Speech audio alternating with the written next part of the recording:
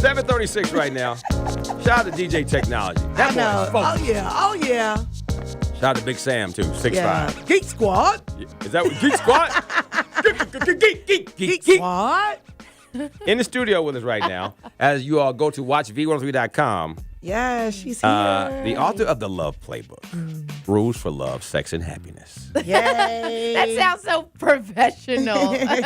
Good morning, Lala. Good morning. How are you? We're so happy you're here. Happy to be here. I'm happy to be here. There's not too many people I wake up at 5 o'clock in the morning. Yeah, Lala. For Ryan. For Ryan, I'll do that. Okay, Wanda has questions about the book. Oh, I love the book. Oh, thank But you. before we get to the questions about the book, okay, are you ready for this? Yes. Okay, are you ready for this? I'm ready. This is what I want to know, okay? Okay. I want to know, how is it being where you are now, Aww. considering I was telling Wanda this morning about me and you having a conversation because you saying, Ryan, Chris and Poon won't let me talk. Oh, I remember those days. Chris and Poon won't. Remember that conversation? Yes, I do. And I said, La, just keep, you going to be something big. Like, just tell me what this feels like. We're going to talk about all that, but what does this feel like? I mean, it feels amazing, and I'm so grateful. But I also know what hard work is, because I really started from the bottom, and now I'm here in a sense, like interning and learning the ropes. So I'm so grateful for that experience, because it makes me better now, running my own company and being a boss in a sense, understanding what hard work really is, because it took a long time and a lot of work to get here. It was a journey. It was. And in the book, you're very open about some things that we learned about, especially like what was going on with your son and his kidneys and stuff like that. Like, why did you feel like you need to be very transparent and let people know that side of your life? Because they didn't have to know it. Yeah, I just felt like I was a person that women looked up to and came to for advice. And I was like, why not put this in a book? And if I'm going to write a book, I want to be honest and I want to be real. So I just kind of put it all out there. And this book, yes, it was #1 on the New York Times bestsellers list, which is amazing, but it was more about how I get stopped everywhere I go, about how the book has changed people's lives and helped women in abusive relationships and different things that,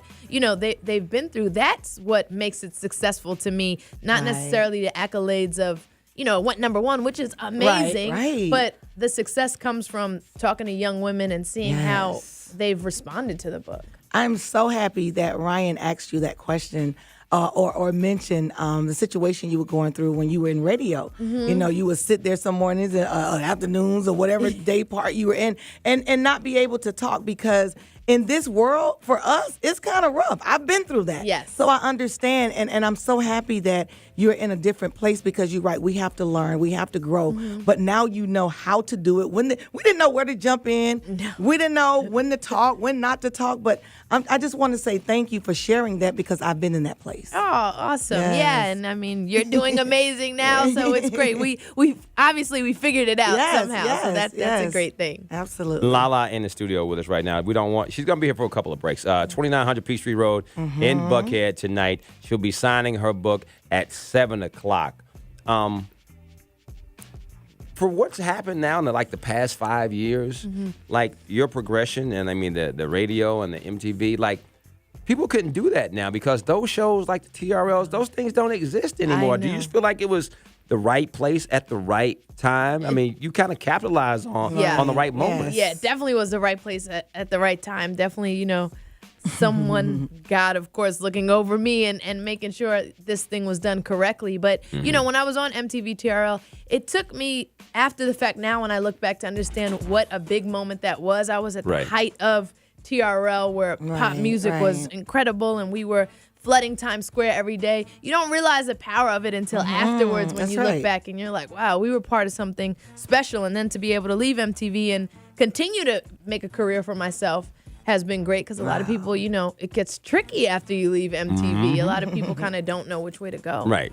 And when we come back, we're going to talk to Lala about having cameras be a part of her life. I know. And Honey Nut Cheerios. Don't do it. Don't do it. By the way, I wouldn't mind some right now. I'm kind of hungry. 7:41 right now. So tweet us your questions at The Real RC. Did you tell people you're going to be on the show? Oh, God. La, I told you this Sorry. yesterday. Yes, well, I mean, How many followers you got? Like 7 million? but this is the most popular show La, anyway. but tell them. Yes.